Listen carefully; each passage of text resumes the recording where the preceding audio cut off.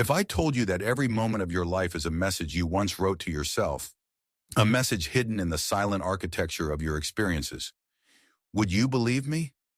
Most people hear the word karma and think of punishment, revenge from the universe, or some cosmic scoreboard tallying our mistakes.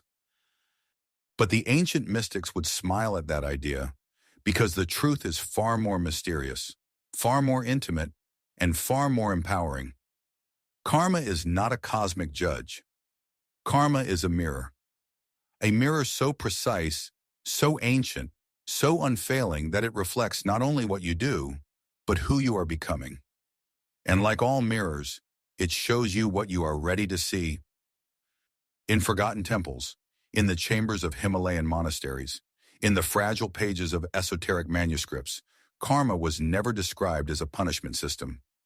It was described as a law of consciousness, a subtle mechanism through which the universe reveals to you the exact lessons necessary for your transformation. Not random, not cruel, not delayed justice, but a living dialogue between your inner world and the outer reality you walk through. In this video, we will journey into the forgotten meaning of karma, the meaning that ancient teachers whispered to their closest disciples, far removed from the simplified version we use today. You will discover how karma shapes your relationships, your emotional patterns, your opportunities, and even your spiritual growth, not as destiny, but as guidance. We will uncover the historical roots of this misunderstood concept, explore its philosophical depth, break down its true mechanics, and finally, learn how you can work with karma consciously, turning it into your greatest ally for awakening. By the end of this journey, you will never look at your life the same way again.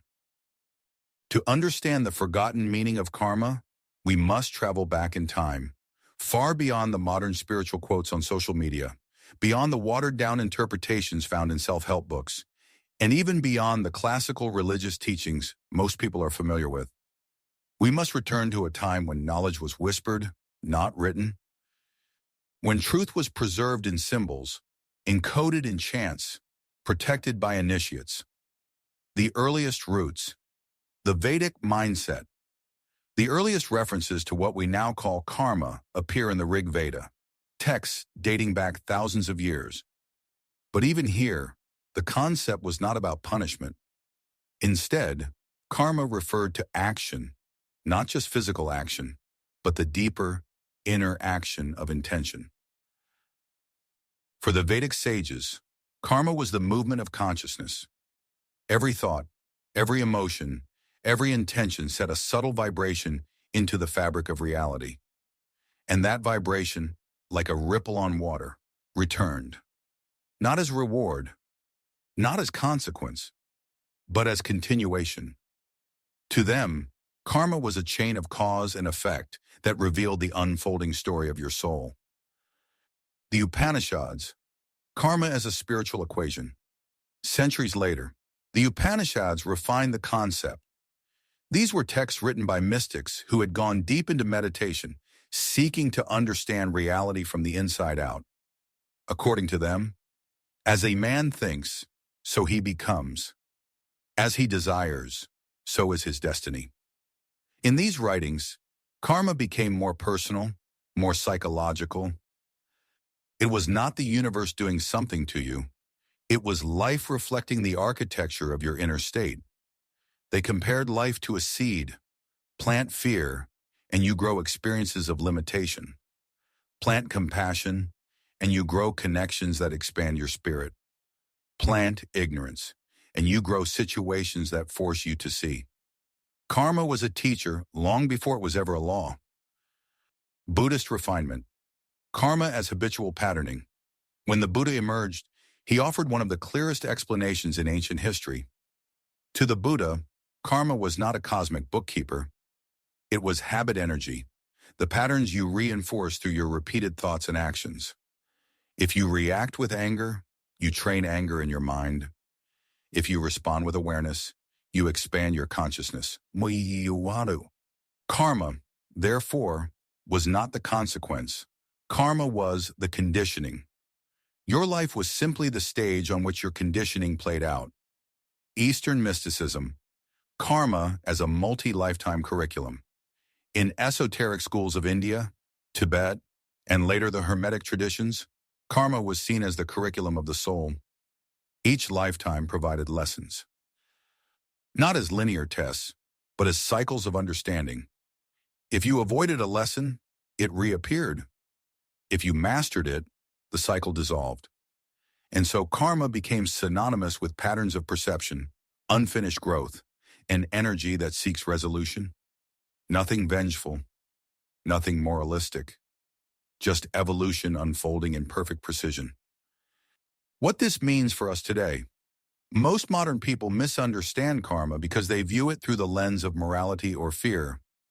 But the original meanings, the Vedic, Upanishadic, Buddhist, and esoteric interpretations, all point to one truth. Karma is the process through which consciousness learns, expands, and remembers itself. It is not judgment. It is reflection, not punishment, but instruction. Understanding this is the key that unlocks the deeper layers ahead. To truly grasp the forgotten meaning of karma, we need to shift our understanding from a mechanical worldview, where actions produce consequences like buttons triggering alarms, to a consciousness-based worldview, where everything in your life is a reflection of inner movement. Ancient teachers knew this. They taught karma not as a cosmic punishment system, but as an energetic feedback loop, elegantly designed to illuminate the unconscious forces within you. Let us begin by breaking this down into its core components. 1. Karma as the architecture of your inner world. Most people believe karma is about what you do. The mystics taught that karma is about what you are. Your actions are just the outer expression of inner patterns. Patterns formed by thoughts, emotions, desires, fears, memories, and belief structures. These patterns create what could be called your karmic blueprint. You don't receive karma. You project karma moment by moment. Imagine your inner world as a hidden garden. The seeds in that garden will determine the plants that appear in your outer reality. But because the garden is internal, you can't see the seeds directly. You only see the harvest. That harvest is your life. And so karma is the mechanism by which the invisible becomes visible. When life shows you a painful pattern, it is not punishing you. It is revealing a seed you didn't know was growing. 2. Karma as repetition. The loop of unfinished lessons. We often mistake repetitive struggles, the same kind of relationship, the same type of conflict, the same emotional wounds, as misfortune. But these repetitions are karmic signals. In the oldest Buddhist teachings, this repetition was called samskara, the imprint that keeps recreating the same pattern. Modern psychology calls this emotional patterning or attachment style, but ancient mystics went one step deeper. They saw these patterns as energetic echoes, reverberations from past experiences, whether in this life or another. A karmic loop forms when a lesson is avoided, a truth is denied, a wound is ignored, a fear is suppressed, a desire is clung to, a belief is mistaken for reality. The loop continues until the consciousness sees what it must see, not because the universe is cruel, but because the soul seeks completion. 3. Karma as frequency. You don't attract what you want, you attract what you are. This is where many modern interpretations oversimplify. Karma isn't about attracting certain events, it's about synchronizing with them. Every emotional state is a frequency. Every belief radiates a signal. Every expectation shapes the lens through which you interpret the world. The sages taught, nothing comes to you by accident, everything comes to you by resonance. If you carry fear, you resonate with situations that activate fear. If you carry unworthiness, you resonate with experiences that mirror unworthiness. If you cultivate clarity, you resonate with pathways that open doors. This is not manipulation. You cannot cheat karma. Karma is not a genie that grants wishes. Karma is a vibrational echo. It responds to authenticity, not desire, to your core state, not your surface goals. This is why some people chase success for years but remain stuck. The karmic frequency behind their efforts is fear or insufficiency, and the universe mirrors that frequency, not their ambition. 4. Karma as memory. The soul's longest record in ancient India, the word karma was linked with the concept of smriti, memory. Karma is essentially stored memory, not just in the mind but in the energetic body. These memories can come from childhood experiences, trauma, repeated emotional reactions, generational patterns, past lives, unresolved desires. Karma is the soul remembering what it has not yet integrated. These memories shape expectations, reactions, and interpretations. They are like lenses over the eyes of consciousness, coloring everything you see. This is why two people can walk into the same situation and experience it completely differently. Their karmic memories filter the reality. 5. Karma as intention. The hidden engine behind every action. The mystics insisted that intention is karmically more powerful than action. Why? Because the intention is the real movement of consciousness. The action is just its outer shell. Two people may perform the same action, but create entirely different karma. One gives out of fear of rejection, another gives out of genuine compassion. The act is identical. The karma is not. This is why the Bhagavad Gita teaches, action is not binding when performed without attachment. Meaning, if the intention is pure, free of egoic craving, the action leaves no karmic imprint. But if the action carries fear, pride, or desire, it generates karmic residue. This is the engine of karma, the emotional and psychological charge behind your behavior.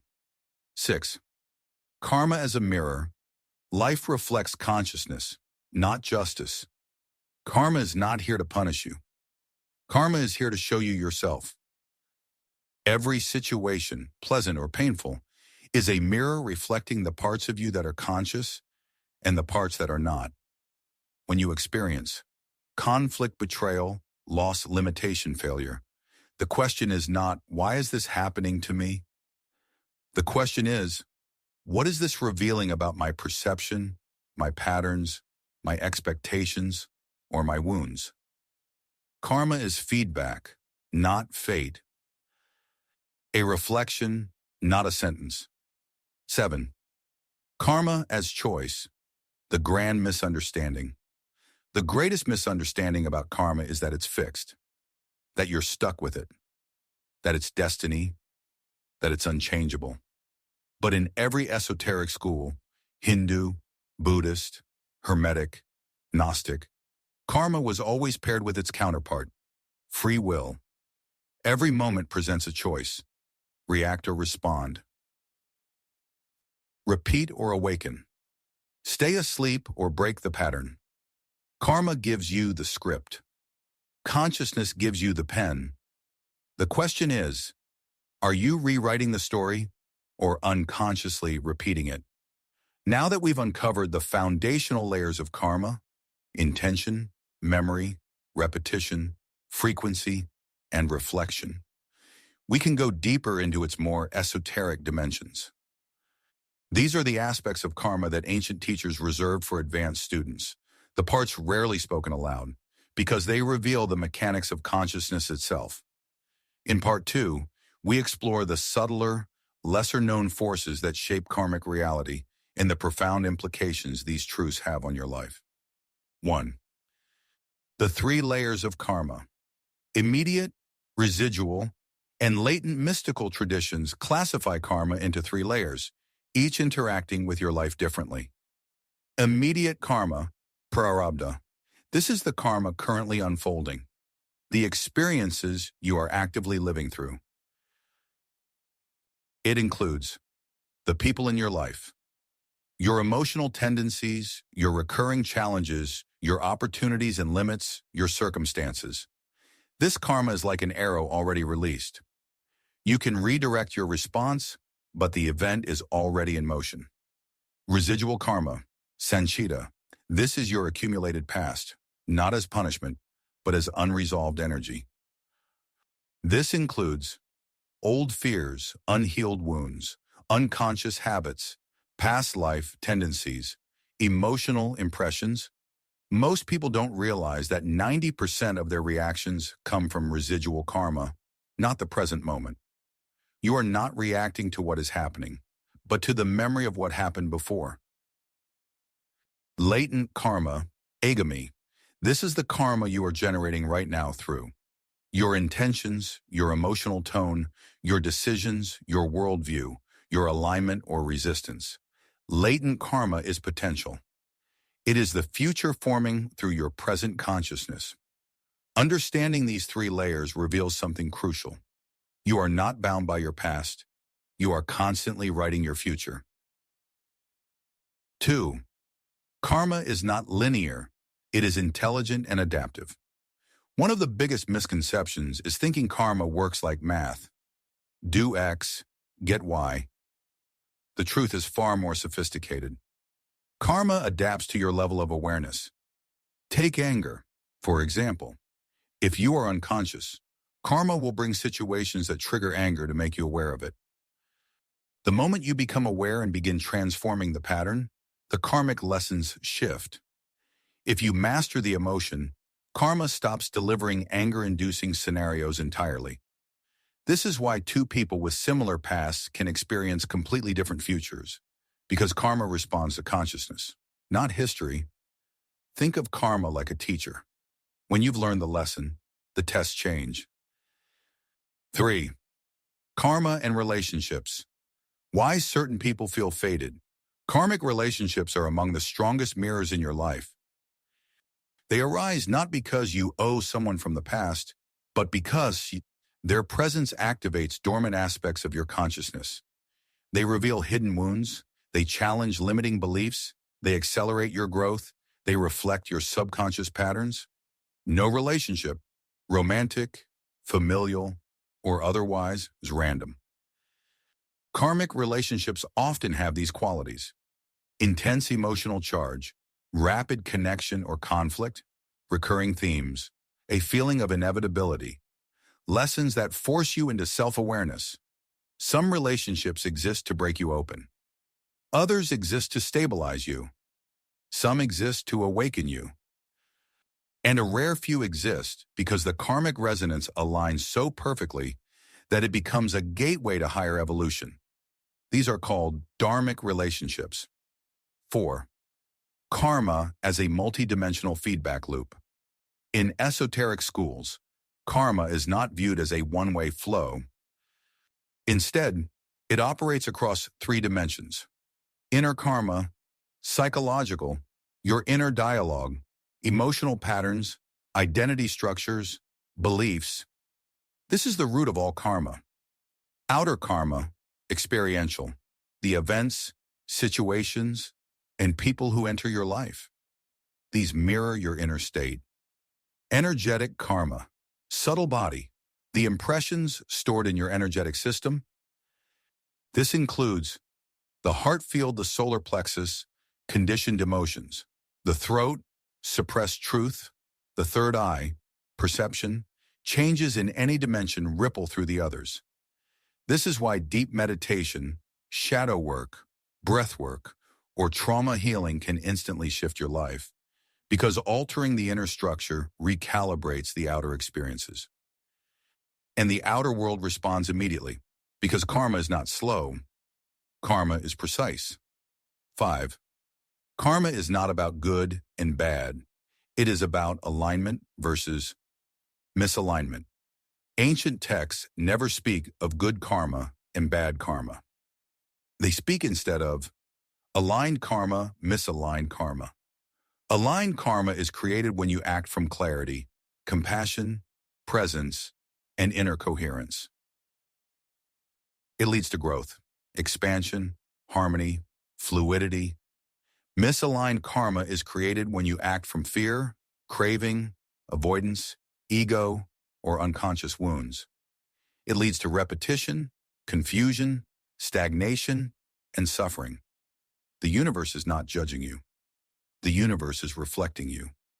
When you are aligned, the mirror is clear. When you are misaligned, the mirror becomes distorted until you realign again. 6. The karmic illusion. Why people think karma is punishment. Here is the paradox. Most karmic lessons feel painful, not because life is cruel, but because the ego resists seeing itself. Karma is painful when you cling to what is leaving you, refuse lessons, you project blame, you avoid responsibility, you react unconsciously, you try to control outcomes. And karma is gentle when you are open, you are aware, you take responsibility, you observe without judgment, you act with intention. Karma becomes suffering when we resist it. Karma becomes wisdom when we embrace it. 7. Karma and Dharma. The forgotten partnership in the ancient traditions. Karma always worked hand in hand with Dharma. Your true path, your inner calling, the direction of your soul's evolution. Karma reveals the lessons. Dharma reveals the purpose. Together, they act like a compass. Karma shows where you are blocked. Dharma shows where you are meant to go. Karma clears the path. Dharma guides the journey.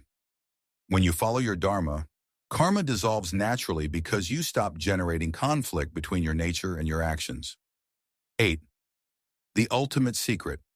Karma exists to make you conscious. Every mystic tradition, after centuries of refinement, arrived at the same conclusion. Karma exists to awaken you. It uses your life, your relationships, your challenges, your emotions, your patterns, as a living curriculum. Its purpose is not to bind you, but to free you by helping you see the unconscious parts of yourself.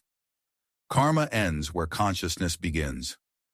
This is why enlightened beings have no karma, not because they never acted, but because they acted without unconsciousness, without attachment, without distortion. They lived in clarity, so their actions left no residue.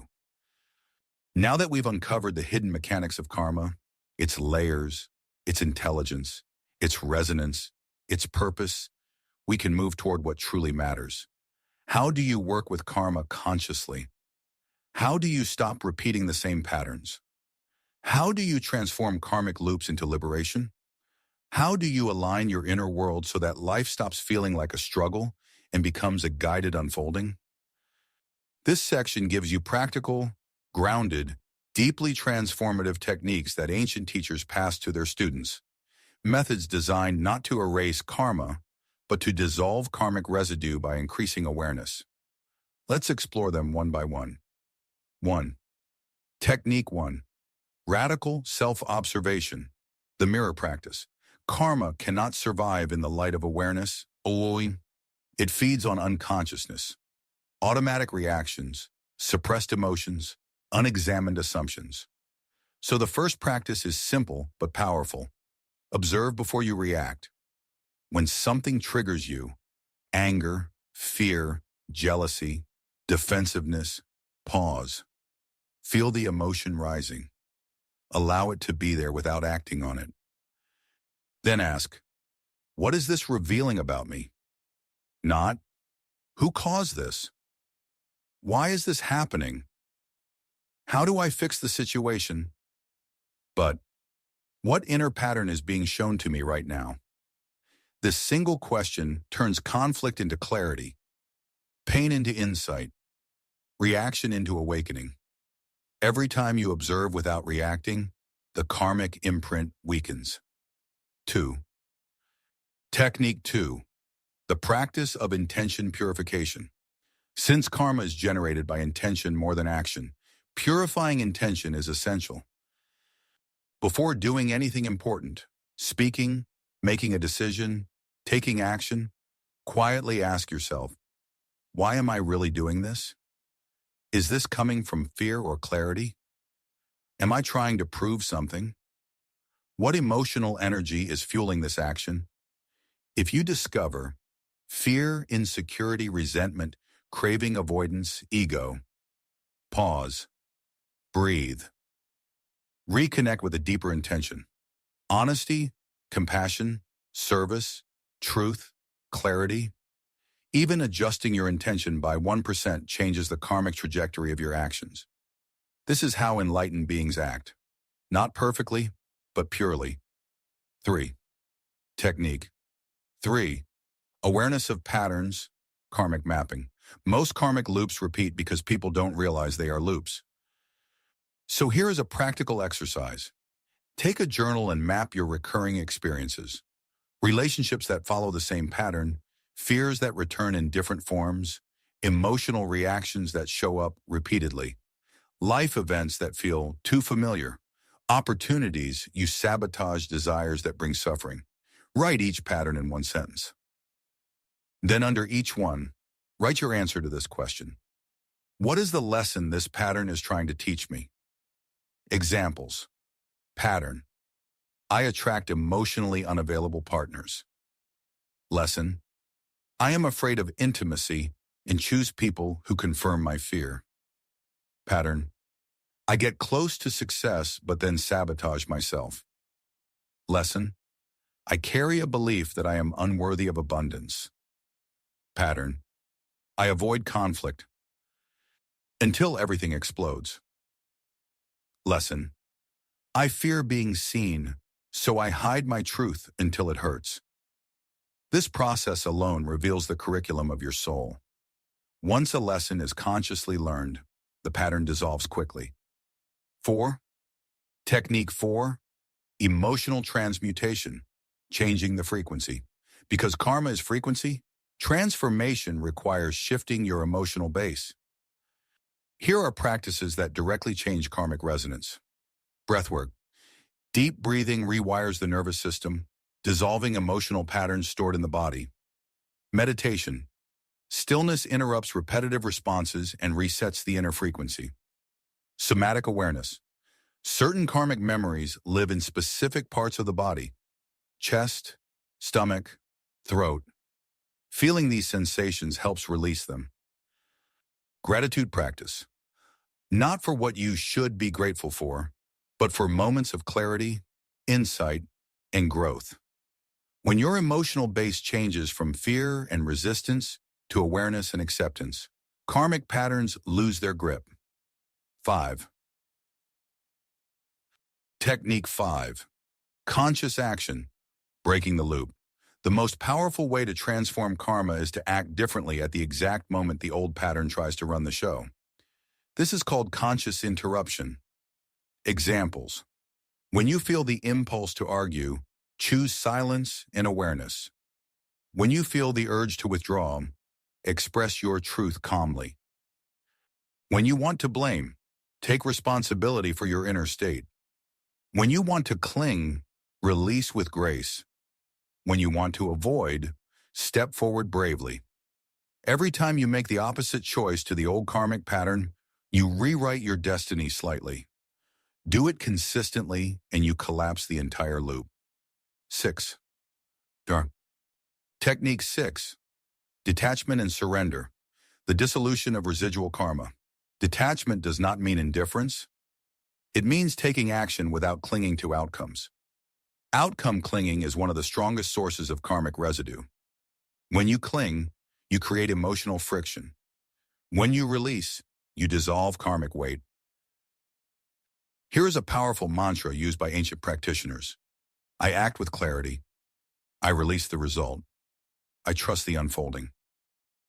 Do not force life. Align with it. Surrender is not weakness, it is intelligence. It allows karma to complete its cycle gracefully. 7. Technique 7. Shadow integration, meeting the unseen self. Most karmic patterns come from parts of yourself you avoid. Shadow work, the process of facing the suppressed, denied, or feared aspects of your psyche, frees massive amounts of karmic energy. Shadow integration involves noticing parts of yourself you judge, becoming curious about your defenses, bringing compassion to your wounds, seeing your reactions as guidance, accepting emotions instead of suppressing them. When the shadow becomes conscious, karma dissolves automatically because its fuel, unconscious repression, is gone. 8. Technique 8. Aligning with Dharma, karma clears the obstacles. Dharma reveals the direction. To align with Dharma, notice what energizes you. Follow the path that expands your awareness. Listen to inner intuition. Honor your natural gifts. Pursue truth over comfort. When you live according to your Dharma, karma becomes smooth, supportive, even protective, guiding you toward higher evolution. This is why ancient teachers said, follow your Dharma, and karma becomes your companion, not your chain. 9. Technique 9. Compassion as a karmic transformer. Compassion for yourself and others has the rare ability to dissolve karmic entanglements. Why? Because compassion shifts your consciousness out of separation and into unity. In unity, karmic conflict cannot exist. Whenever someone hurts you, instead of reacting, try asking, what level of consciousness are they acting from? What pain or ignorance drives this behavior? How can I respond without adding more karmic residue? Compassion doesn't excuse harm. It prevents you from generating more. 10. Technique 10. Being present. The end of karma. The final and most profound practice. Presence. Karma cannot operate in the present moment. It only functions through memory and projection. When you are fully present, thoughts lose power, emotional patterns quiet down, beliefs dissolve, the mind becomes still. Karma has nothing to attach to. Presence interrupts the karmic mechanism entirely. This is why meditation is considered the ultimate karmic purifier, because it brings consciousness into the now, where karma cannot survive. If you have followed this journey from beginning to end, you are no longer the same person who pressed play. Not because I have given you new beliefs, but because you have uncovered deeper layers of your own awareness. You now understand something that billions of people overlook. Karma is not a cosmic punishment. It is a cosmic education. It is the mirror that shows you what is hidden, the teacher that brings you into alignment, the sculptor that shapes your consciousness through experience. It has never been against you. It has always been guiding you, reflecting you, revealing you. Let's gather the threads we've woven. 1. Karma was never about reward and punishment. This is the greatest misunderstanding of modern spirituality. Ancient sages taught karma as a law of consciousness, not morality. It does not judge, punish, or reward. It reflects, teaches, and reveals. Life is not something happening to you. Life is something happening through you. When you see karma this way, challenges stop being personal attacks and start appearing as invitations to evolve. 2. Karma is the architecture of your inner world. Your thoughts, emotions, intentions, beliefs, and wounds create the blueprint of your reality. Your outer life is a living mirror of your inner state. When you transform the inner patterns, the triggers fade, the loops break, the relationships shift, the opportunities appear, the energy opens, the path becomes clear. You stop living reactively and start living consciously. 3. Karma is intelligent, adaptive, and perfectly precise. Karma gives you exactly what you need at the level of awareness you currently hold. If you are unconscious, it brings experiences that wake you up. If you resist, the lessons intensify. If you observe, the lessons soften. If you learn, the cycle ends.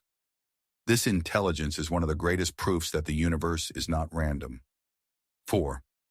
Karma exists to guide you to Dharma. Karma and Dharma are partners. Karma removes the obstacles. Dharma reveals the direction. Once you begin to align with your purpose, your authentic calling, the truth of your being, karma becomes a helper rather than a hurdle. It clears the path so you can walk it with clarity. 5. Practical mastery is the key to transformation. Understanding karma intellectually is not enough. Transformation happens through practice. Observing before reacting, purifying intention, mapping your patterns, releasing emotional residue, taking conscious, opposite actions, surrendering outcomes, integrating the shadow, aligning with Dharma, acting with compassion, cultivating presence. Each moment you choose awareness over habit, you weaken your karmic imprint. Each moment you choose clarity over fear, the mirror becomes cleaner. Each moment you choose consciousness over unconscious reaction, you become freer. 6. The ultimate secret. Karma ends where awareness begins. This is the teaching the ancient masters reserved for advanced disciples. Karma is not destroyed by good deeds. Karma dissolves through consciousness. When you are fully present, here, now, without the imprint of memory or the projection of desire, there is no momentum for karma to cling to. Presence is the great purifier. Awareness is the great liberator. Consciousness is the great transformer. In this state, you do not escape karma, you transcend it. 7. A final invitation. Take a moment now and reflect. What patterns in your life feel like they are repeating? What relationships are mirroring parts of you that need healing? What triggers reveal your unprocessed wounds? What desires hide deeper fears? What lessons have you encountered again and again? These are not punishments. They are messages. They are invitations. Your life is not random. Your experiences are not accidental. Your challenges are not meaningless. They are the curriculum your soul chose for its evolution. And you, with awareness, intention, and presence, have the power to transform every karmic cycle into wisdom. Not tomorrow, not someday, but now. Because karma is not your fate. Karma is your teacher. And when the student becomes conscious, the teacher bows.